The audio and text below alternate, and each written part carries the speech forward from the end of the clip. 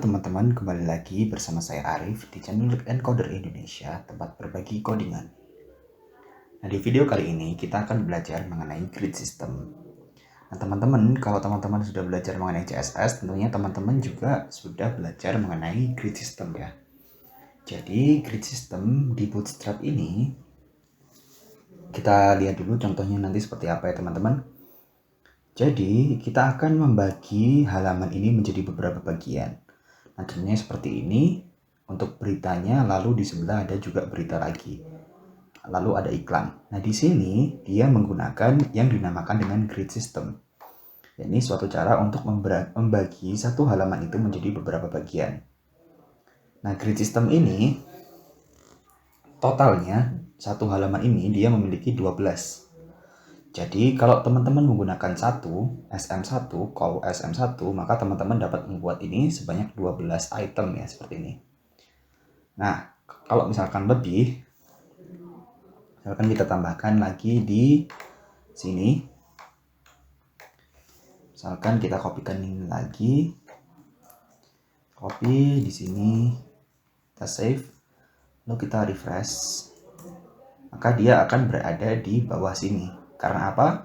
Total dari semuanya adalah 12. 1, 2, 3, 4, 5, 6, 7, 8, 9, 10, 11, 12.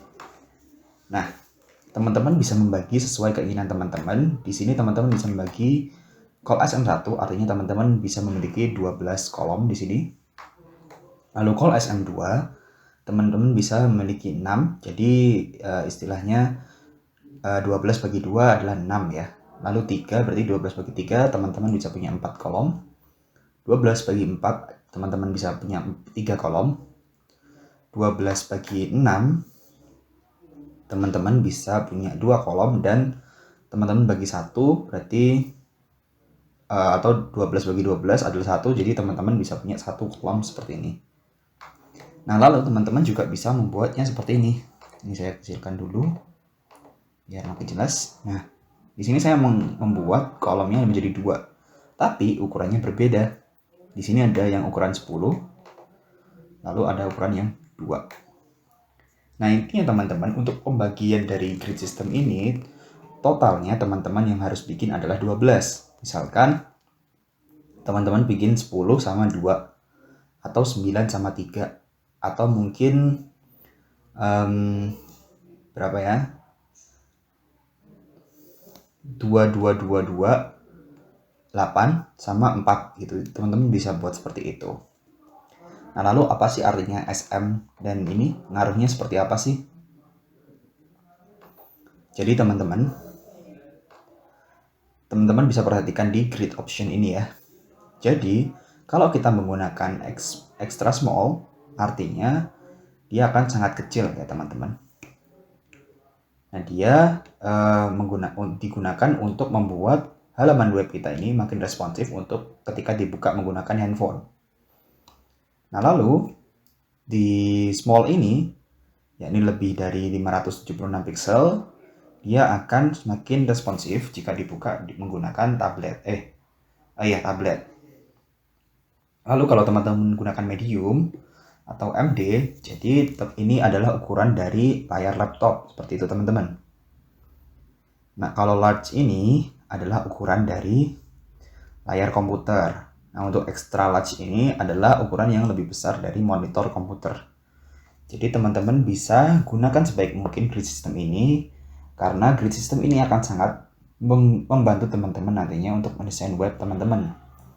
Fungsinya ada banyak sekali kalau kita lihat di misalnya di Tribun ini ya teman-teman, atau mungkin di sini kita buka Wikipedia.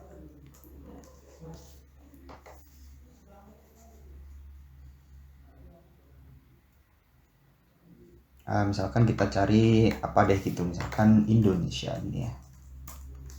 Ini. Nah, teman-teman bisa lihat ya. Nah, di sini dia juga membagi menggunakan grid system ya, teman-teman.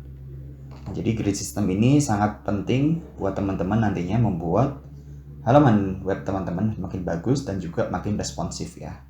Jadi kalau kita menggunakan SM, kalau kita perkecil seperti ini, dia akan tetap berada sampai seperti ini.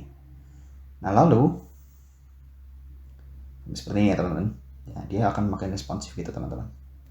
Nah lalu kalau misalkan kita ganti si ini SM-nya ini, kita ganti jadi MD misalkan,